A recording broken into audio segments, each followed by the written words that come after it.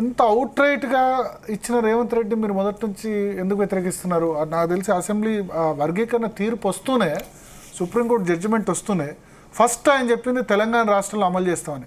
నాకు తెలిసి కాంగ్రెస్ పార్టీ సపోర్టరో కాదు, సపోర్ట్ చేస్తో లేదో తెలియదు, కానీ రేవంత్ రెడ్డి అయితే వర్గీకరణ విషయంలో కమిటెడ్గా ఉన్నారు, చేద్దామని కమిటెడ్గా ఉన్నారు.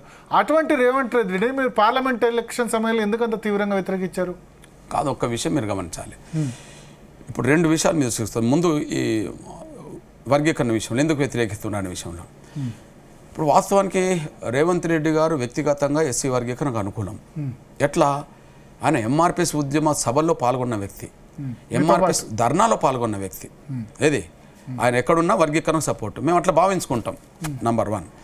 నంబర్ 2, ఎస్సీ వర్గీకరణకు సుప్రీంకోర్టు తీర్పు వచ్చిన వెంటనే అసెంబ్లీలో అందరూ బయట ప్రకటన చేశారు. సిద్ధరామయ్య గారు బయట స్వాగతించాడు, స్టాలిన్ బయట స్వాగతించాడు, చంద్రబాబు నాయుడు గారు బయట స్వాగతించారు. కానీ అప్పుడు శాసనసభ జరుగుతున్నప్పుడు శాసనసభలో ముందే అమలు చేస్తామని చెప్పడం జరిగింది. మీరు గమనించాలి, ఆయన అందరికంటే ముందే అమలు చేస్తామన్న సమయంలో మరి నేను ఢిల్లీలో ఉండి విలేకరుల సమావేశంలో ఆయనకు ధన్యవాదాలు చెప్పాను. ఎవరికి? రేవంత్ రెడ్డి గారికి ధన్యవాదాలు చెప్పాను.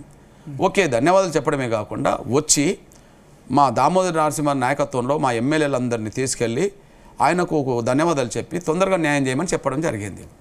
ఓకే, చేస్తా అన్నాడు. నేను ఒక 2 నెలలు నా స్టేట్మెంటు రేవంత్ రెడ్డి గారి మీద ఉండదు, ఒక 2 నెలలు. కానీ ఆయన అసెంబ్లీలో మాట్లాడిన మాటలకు విరుద్ధంగా ఎప్పుడైతే ఆయన ఆచరణ మొదలైందో అప్పటి నుంచి మేము మా నిరసన వ్యక్తం చేస్తాం. ఎగ్జాంపుల్, ఎస్సీ రిజర్వేషన్ల వర్గీకరణ విషయంలో ఆయన మాట్లాడుతూ గత నోటిఫికేషన్లు కూడా వర్గీకరణ వర్తింపజేస్తాం అని అన్నాడు. అంతేనా కదా? మరి గత నోటిఫికేషన్లో టీచర్ పోస్టులు, ఇతరత్ర పోస్టులు గత నోటిఫికేషన్లు వచ్చినాయి, ఎగ్జామ్ జరిగింది. మరి వర్గీకరణ అమలు జరిగినాక కదా చేసేది, లేదా నోటిఫికేషన్లకు వర్తింపజేసి రిజర్వేషన్ వర్గీకరణ అమలు జరగాలి కదా. దానికి విరుద్ధంగా వేలాది 11,000 టీచర్ పోస్టులు భర్తీ చేస్తున్న సమయంలో నువ్వు అసెంబ్లీ ఇచ్చిన మాట ఏంది, నువ్వు అమలు చేస్తున్నది ఏంది అని చెప్పి అప్పుడు మేము ఎదురు తిరగాల్సి వచ్చింది. అంతే. అంటే ఆయన మీద కొంత ఉద్యమంలో పాల్గొన్న వ్యక్తి, మా బాధలు కష్టాలు తెలిసి అర్థం చేసుకున్న వ్యక్తి అని చెప్పి మేము స్వాగతించాం, ఆయనను అభినందించాం. ఆయనను స్వాగతించకపోతే నేను ఢిల్లీ నుంచి ఎందుకు అభినందిస్తాను? పార్లమెంట్ ఎలక్షన్ సమయంలో తీవ్రంగా వ్యతిరేకించారు. అవును, ఒక విషయం మీరు గమనించండి, ఎస్సీ రిజర్వేషన్ల వర్గీకరణ విషయంలో గౌరవ నరేంద్ర మోడీ గారి ప్రభుత్వం వేదిక మీదకి వచ్చి సుప్రీంకోర్టులో వర్గీకరణ ప్రక్రియను వేగవంతం చేస్తామని మాకు మాట ఇచ్చి, వేగవంతం చేస్తామని మాకు మాట ఇచ్చి అందుకు అనుగుణంగా న్యాయశాఖను కదిలించి అటార్నీ జనరల్, సొలిసిటర్ జనరల్తో సమావేశం ఏర్పాటు చేసి వాళ్ళ ద్వారా రాజ్యాంగ ధర్మాసనం ఏర్పాటు చేయమని చెప్పి అప్పీల్ చేసి, రాజ్యాంగ ధర్మాసనం ఏర్పడ్డ తర్వాత అఫిడవిట్ రూపంగా ఎస్సీ వర్గీకరణ జరగాలని చెప్పి ఇచ్చిన తర్వాత మరి వచ్చే ఎన్నికల్లో మేము ఎవరికి సపోర్ట్ చేయాలా?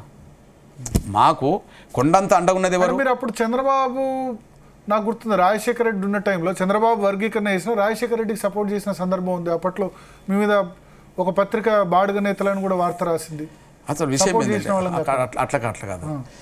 చంద్రబాబు నాయుడు గారు వర్గీకరణ చేసినప్పుడు చంద్రబాబు నాయుడు ముఖ్యమంత్రి కదా, కానీ వర్గీకరణ రద్దయ్యే సమయానికి రాజశేఖర్ గారు ముఖ్యమంత్రి.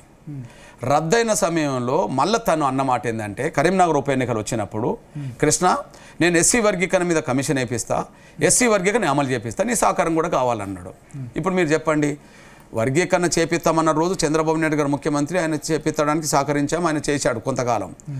కానీ వర్గీకరణ రద్దయిన తర్వాత ముఖ్యమంత్రి ఇక్కడ ఈయనే ఉన్నాడు, కేంద్రంలో ఆయనే ఉన్నాడు, కేంద్ర ప్రభుత్వమే ఉన్నది. మీరు గమనించండి, కేంద్రం కాంగ్రెసే, రాష్ట్రం కాంగ్రెసే. చేపిస్తామన్నది ఎవరు? ఒక సమర్థుడైన, ఒక బలమైన ముఖ్యమంత్రి చేపిస్తాను మాటిచ్చాడు. చేపిస్తాను మాటిచ్చి మా సహకారం కోరిండి అనుకోండి. ఇప్పుడు మీ దృష్టికి తీసుకొస్తున్నాను నేను, కొడతామంటే భయం, పెడతామంటే ఆశ. అల్టిమేట్గా మీ జాతి ప్రయోజనాలు ముఖ్యం అంతే. మాకు ఎప్పుడన్నా వ్యక్తిగత ప్రయోజనాలు ఉన్నాయని మీరు ఎప్పుడన్నా అనుకోగలరా?